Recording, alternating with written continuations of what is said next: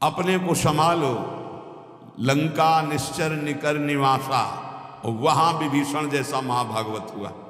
अगर भक्ति करनी है तो लंका में भी भक्ति कर ली, और अगर भक्ति में ढिलाई रख ली तो धाम में भी नहीं कर पाओगे। यहां भी बहुतायत है, बहुतायत। ये बहुत समझने का विषय है, बहुत समझने का विषय। चाहे स्त्री शरीर हो चाहे पुरुष शरीर हो, भगवत प्राप्ति के लिए बढ़िया दांव लग गया, वृंदावन का आश्रयवास मिला है, तो इसमें हरि माया जाल रचती है। भक्ति में, धाम में, तीर्थों में ऐसा मत समझो कि भक्ति में माया का प्रवेश नहीं हो सकता। नहीं, वो भक्ति बन के आ जाएगी, भक्ति बन के आ जाएगी, सेवा का भाव प्रकट करेगी, भक्त रूप धारण करेगी, क्योंकि जानती है भक्त हैं ऐसे तो फंसेंगे नहीं। तो माया का मतलब क्या है? जादूगरनी।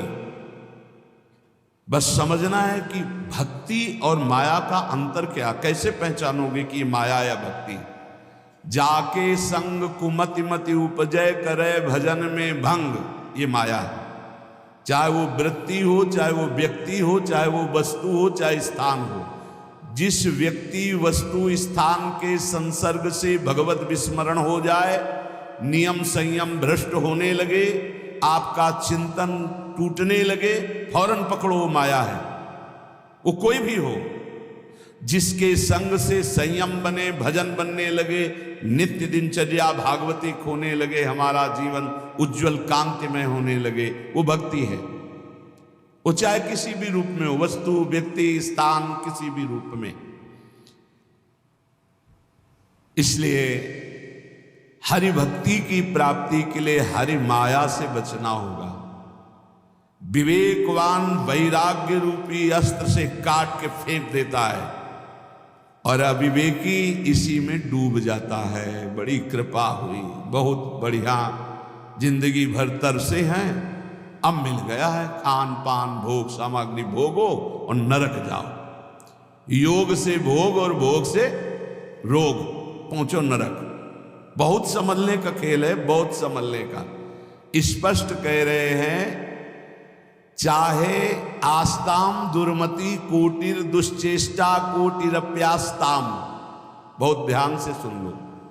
तुम्हारी करोड़ों प्रकार की दुर्बुद्धियां रही हैं, करोड़ों प्रकार के दुष्कर्म किए हो, करोड़ों प्रकार से तुम्हारी निंदा हुई है। अब तुम वृंदावन आ गए हो, अब होश में हो जाओ तो तुम्हारे अंदर विराग प्रिया प्रीतम का प्रेम प्रकट हो जाएगा। इसमें बाधा पहुंचाने वाला क्या है? और स्त्री नाम निदुष्ट नर के विणमूत्र श्लेष्म पूयाद्य पूर्णे गते पिकरणे। कान खोल के सुन लो, मलमूत्र के द्वारों में भोग की वृत्ति रखना दुर्गति पाना है। हरिति वृंदावन रति विवेक विरतिश्च दुरमुत्किरति। स्त्री रूपा हरिमाया तदुपर मायाति दूरतोपाया। हरिरति हरि भक्ति प्राप्ति की मार्ग में चलने वालों को ये माया हरि भक्ति का रूप रख करके आती है। बहुत सावधानी की जरूरत है, बहुत सावधानी की। देखो, पूतना ने ऐसा रूप रखा था कि हिम्मत ही नहीं हुई यशोदा मैया की या और किसी ब्रजगोपी की पूछ ले कि तुम कौन हो और कहां से आई हो। सब लालजू की तरफ ही इशारा करती जाती, क्योंकि इतनी सुंदरी वैभवशाली साक्षात लक्ष्मी जी मानो आ रही, तो बोले अपने प्रीतम से मिलने जा रहे, इशारा कर दी। किसी की हिम्मत नहीं हुई। ऐसे ही जब माया किसी बड़े भक्त को छलती है, जब उत्तम साधक को छलने जाती, तो ऐसा वैसा रूप नहीं कि आप ऐसे रोक सको। हर ज्ञान, हर बात, हर उत्तर। फिर तुम्हारी श्रद्धा, तुम्हारी भक्ति किस कोटि की है? अगर विवेक वैराग्य की तलवार से काट सको तो काट सको, नहीं तो तुम्हें काट के रख देगी। यदि हरि का भरोसा है, अहंकार नहीं किए हो तो बचा लेंगे, अगर अहंकार है तो मुंह भरा गिरोगे। देवर्षि नारद जैसे महाभागवतों को भी परास्त करने की सामर्थ्य ये हरि माया रखती है। शिव विरंचिका मोह को है बपुरान, असजिय जान भजी माया पति भगवान। जो ज्ञानिन कर चित अपरई, बरियाई विमोह बस करई, अज्ञानिन की तो कौन बात। इसलिए उत्तम कुरते योषिदत दृष्ट्यैव दुष्टमदिरेव अतिवन वसति रसक्या हा वृंदारण्य किन्नु में भविता। जब कोई भोग दृष्टि से किसी माता बहन को देखता है तो मदिरा में उतना नशा नहीं, इतना उसकी बुद्धि भ्रष्ट हो जाती इस दृष्टि मात्र से। इसलिए गोस्वामी तुलसीदास जी ने कहा है, जो चाहे आपन कल्याणा सुजस सुमत शुभ गति शुभ नाना शो परनार लीलार गोसाई तजौ चौथ के चंद्र की नाई। जैसे चौथ के चंद्रमा को देखने से कलंक लगता है, ऐसे ही किसी भी माता बहन की तरफ काम दृष्टि से देखोगे मरोगे, मरोगे, मरना परमार्थ से भ्रष्ट हो जाओगे, होश में हो जाए। ये जब बहुत तिरछी चितवन से माताओं बहनों की तरफ जो देखते हैं तो लगता है तुम समझते हो हम बड़े वीर हैं, बड़ी चतुराई से देख रहे हैं। अरे अपने नाश का रास्ता पुष्ट कर रहे हो, उनका कुछ नहीं बिगाड़ पाओगे। वो हरि माया बलवंत भवानी, वो इतने बल से युक्त है, तुम्हारा चितवन और मुस्कान सब तुम्हारे लिए ही नरक का द्वार बन जाएगा। इसलिए होश। अरे आए हो अपना काम बनाने की, काम बिगाड़ने आए हो? जहां काम बन रहा है वहीं काम बिगाड़ने आए हो तो तुम्हें विश्व में कहां ठोर मिलेगी? धाम में सत्संग में तुम इधर उधर ताक झांक करोगे। अरे तुम्हें धिक्कार है, दुनिया में ताक झांक करते हो, यहां तो अपनी तरफ झांक लो, यहां तो अपने अंदर झांको कि तुम क्या हो।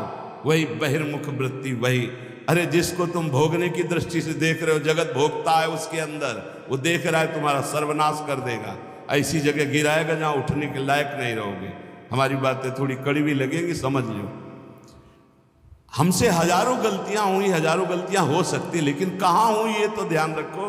धाम में हो या तो थोड़ा दिमाग सही कर लो। कह रहे उन्मत्तमेव कुरुते योषि दृष्टैव। जब हरि माया से आंख मिलाओगे ना, इतने में तो तुम्हारा होश उड़ा देंगे। देख लो इनकी। कह रहे उन्मत्तमेव कुरुते योषि दृष्टैव। भगवान कह रहे मत देखो उधर, नहीं कहते हम बड़े सूरवीर हम देख रहे हैं, तो उनके पास बाण क्या है, जा देखो। अब जाओ बैठोगे ध्यान में, वही मुस्कुराहट आएगी। बहुत सावधान। शास्त्रवेत्ता जो महापुरुष कहते हैं, तो क्या श्रीपाद ने देखा है क्या?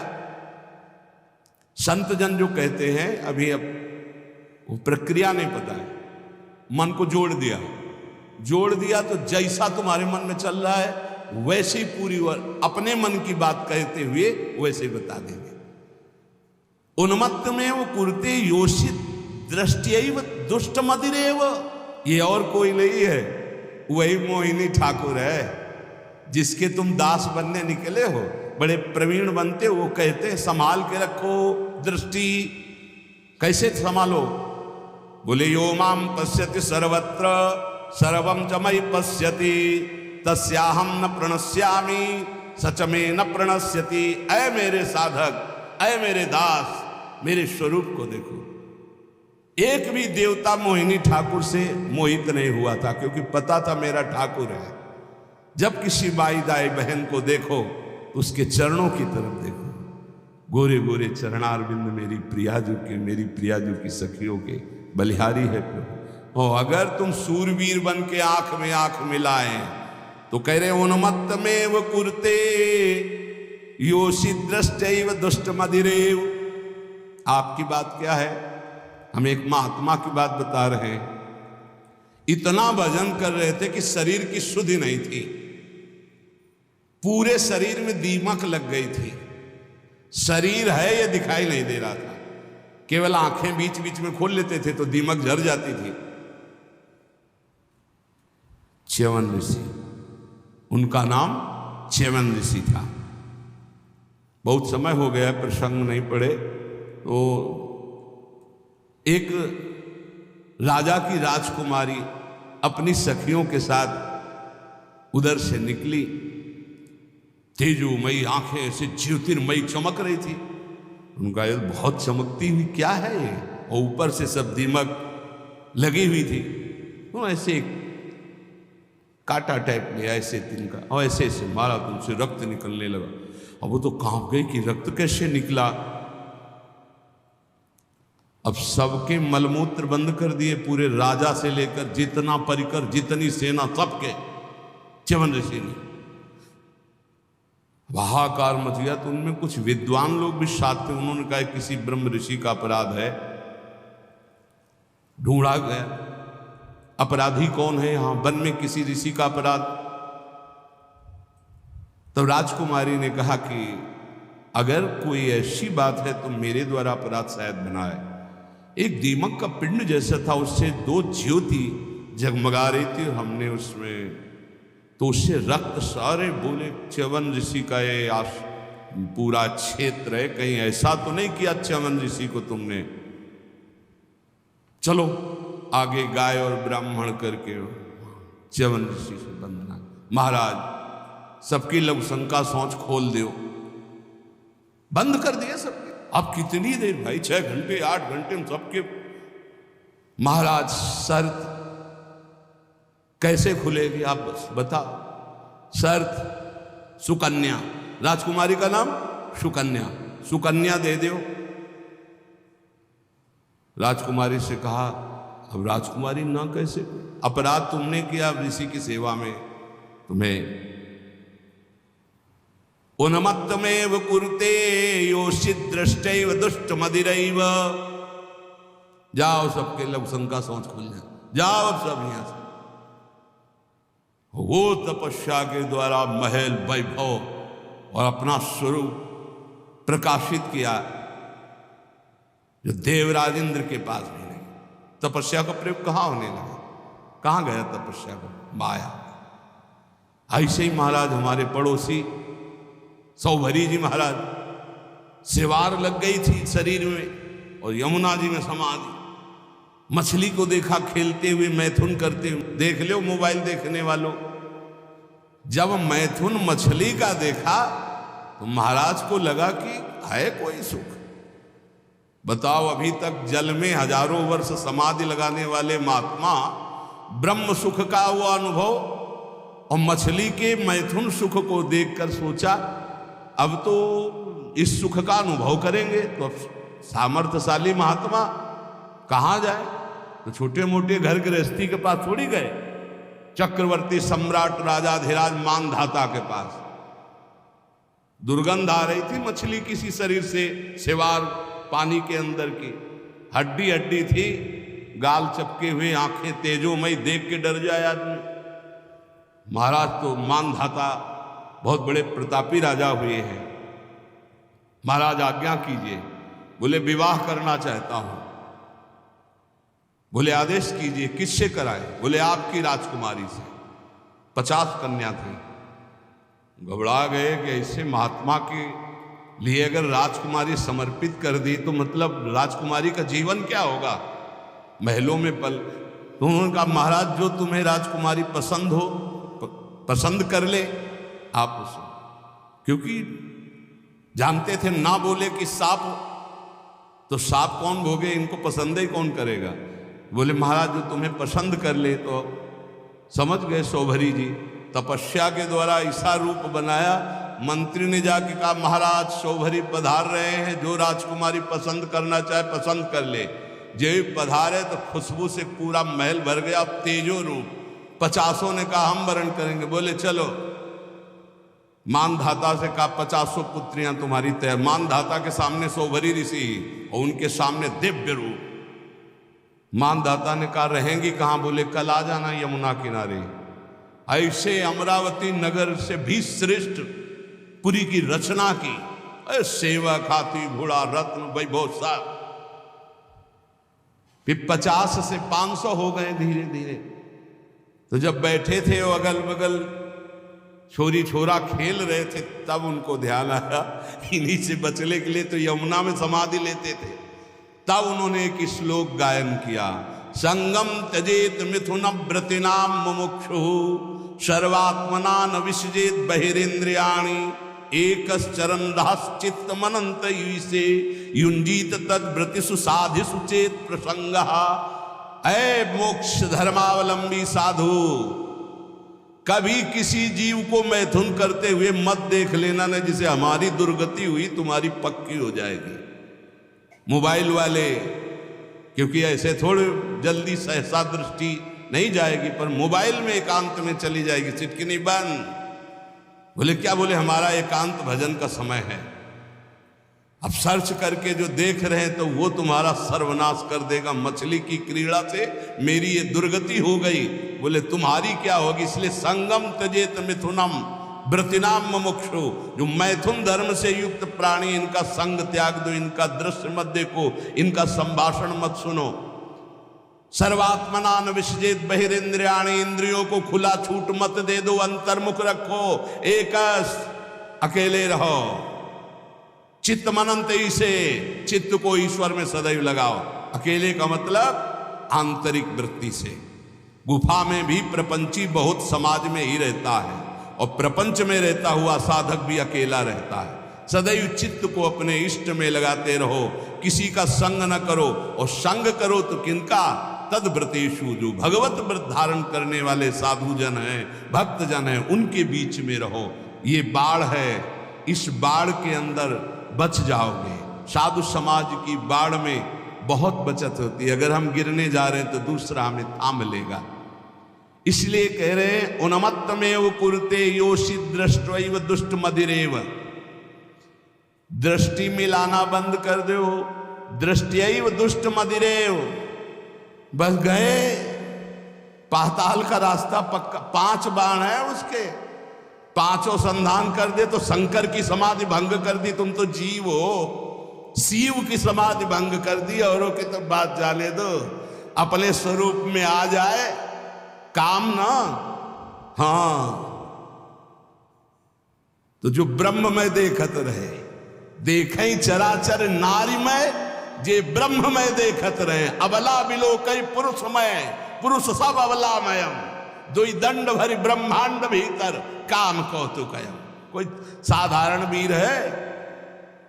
देवाधिदेव महादेव की समाधि भंग कर दी। तब उन्होंने कहा त्रिभुवन में ऐसा कौन? तो देखा आम के पेड़ में छुपा बैठा, तीसरा नेत्र खोला, राख का ढेर हो गया। अब वो तो शिव हैं, तुम्हारे है तीसरा नेत्र?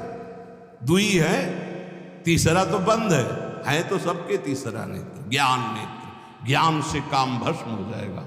या प्रेम नेत्र खुले हृदय में, और या बुद्धि में ज्ञान चक्षु, वो गुरुदेव की कृपा से खुलते हैं। अज्ञान तिमिरांधस्य ज्ञानांजन शलाकया चक्षुरुन्मीलितम मेन तस्मै श्री गुरुवे नमः। ए भाई मान लो, ऐसे बात करो जब बात करना हो। ये बहुत ही सावधानी की प्रार्थना कर रहा हो। निज अनुभव ये कहूं खगेशा, पक्का जरा सी भी चूक हुई तो जीवन भर पछताना पड़ेगा। ये ऐसा घाव है, ये ऐसा दलदल है, ये ऐसी फिसलन है, ये ऐसी डूबन है जिससे निकल पाना मुश्किल है। मुस्कुराहट तो जिंदगी की खो जाएगी। जो आनंद की मुस्कुराहट के लिए निकले हो, नष्ट हो जाओगे।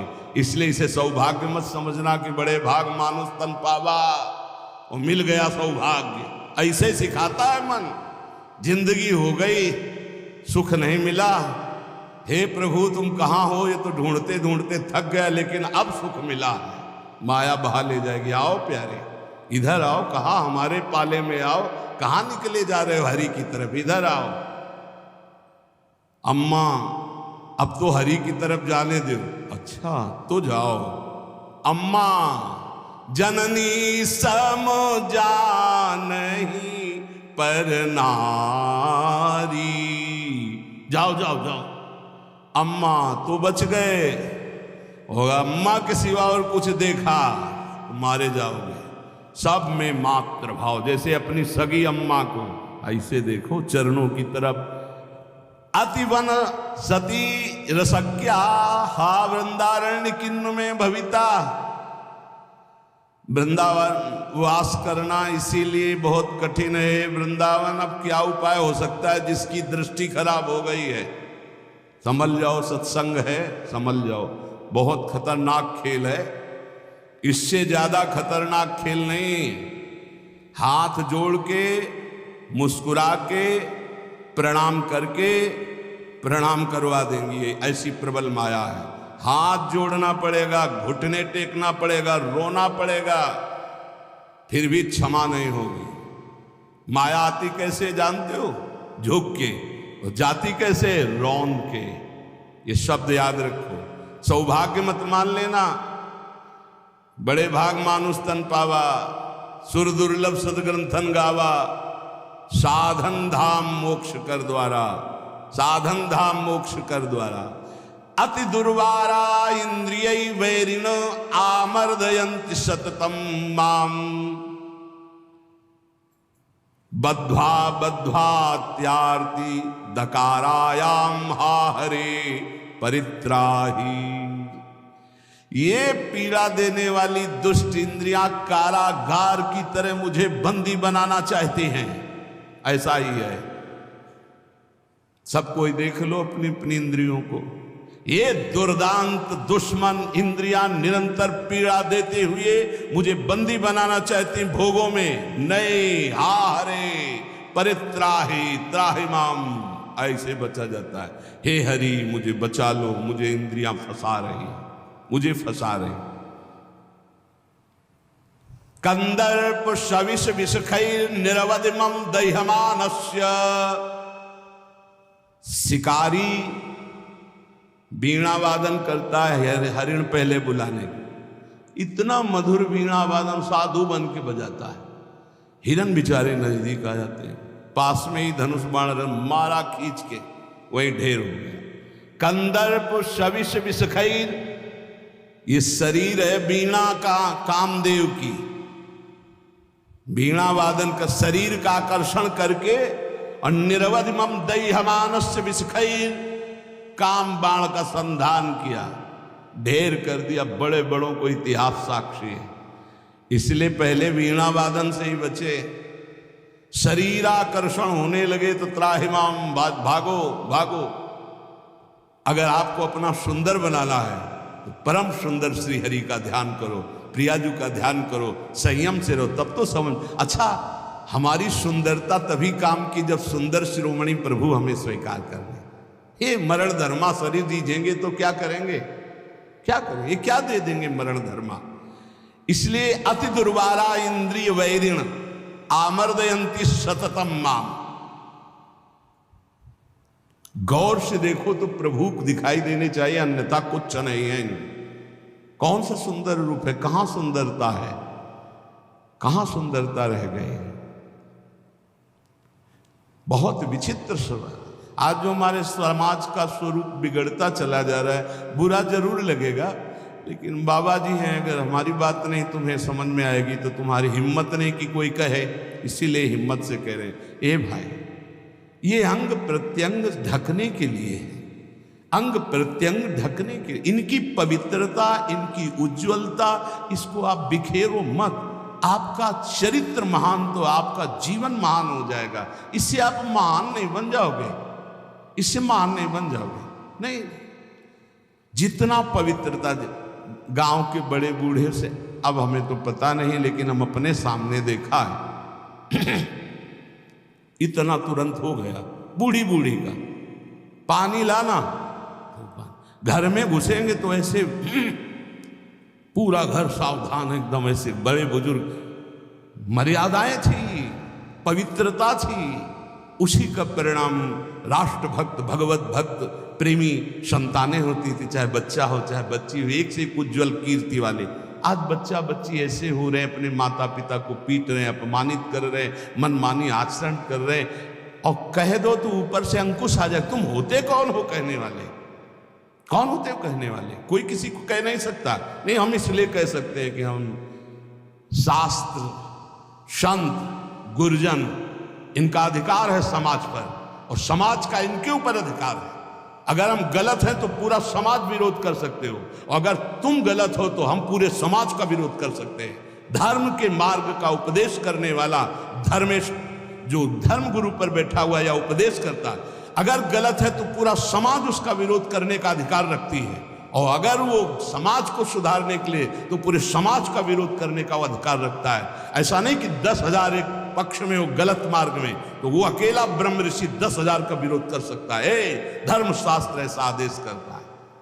आप विचार करके देखो, भगवान श्री राम जी को आदेश हुआ, तापस वेश विशेष उदासी, 14 बरस राम वनवासी, भगवान नंगे पैर सारी, लेकिन कैसी मर्यादा से सिया जी को जहां नाव पे चढ़ाना है तो सीय चढ़ाई चढ़े रघुराई।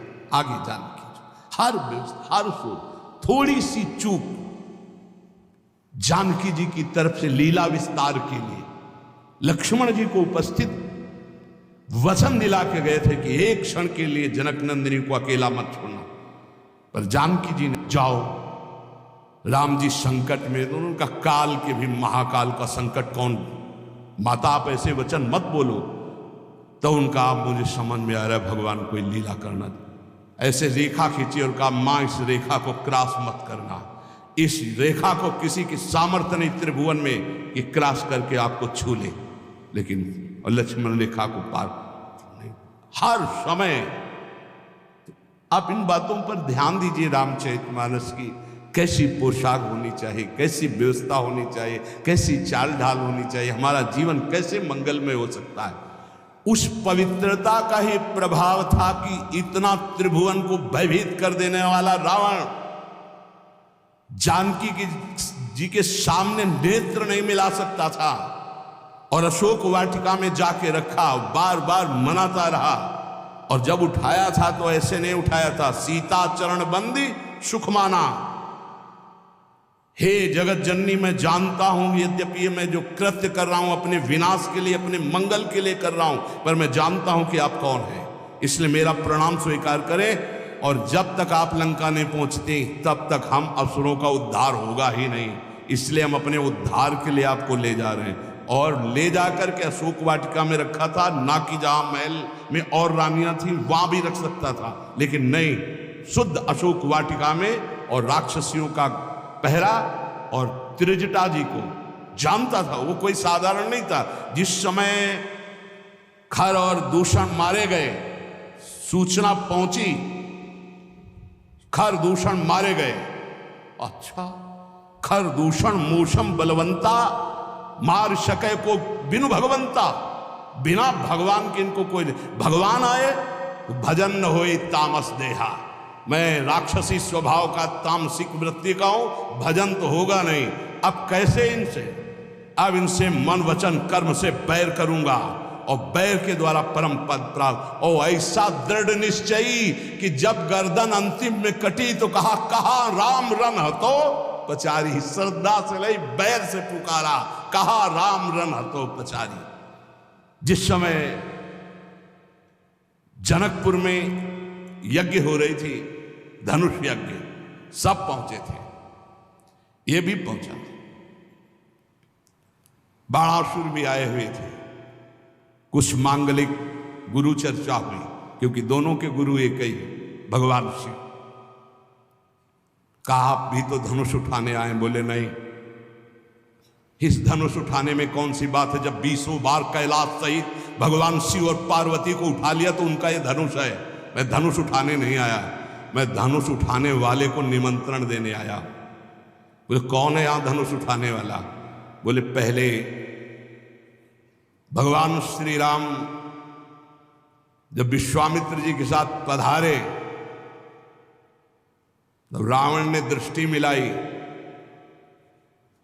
और कहा ये नेह निमंत्रण नहीं दे रहा हूं, ये बैर निमंत्रण दे रहा हूं। ये धनुष आप ही भंग करेंगे, सीता जी आपको ही मिलेंगे, लेकिन मैं सीता का अपहरण करूंगा और तुम्हें रुलाऊंगा, और तुमको ये जो टांगे हुए और सारंग धनुष, इसी से निकले हुए बाणों से संपूर्ण लंका का उद्धार करना होगा। मैं यही कहने आया हूं। भगवान श्री राम से मानो इशारे में बात की और आरती की अजगों की, और जनक से कहा इसका भंजन तो दूर रहा, इसको उठाऊंगा भी नहीं, ये मेरे गुरु का धनुष है। प्रणाम करके परिक्रमा करके दोनों चले गए थे। ये अतिरथी वीर बाणासुर और महान पराक्रमी रावण, ये ऐसे उठाए भी नहीं थे। ऐसा नहीं कि उठाने की चेष्टा की, नहीं, ऐसा नहीं, वंदना की, परिक्रमा की और चले गए थे। और भगवान राम को कहा था तुम्हें निमंत्रण देता हूं, आकर पूरी लंका का उद्धार आपको करना है, इसलिए सीता जी से ब्याह तो आप करो और वास मेरे यहां करेंगे। क्योंकि इन्हीं के चरणों के प्रताप से ऐसी अपावन लंका पावन हो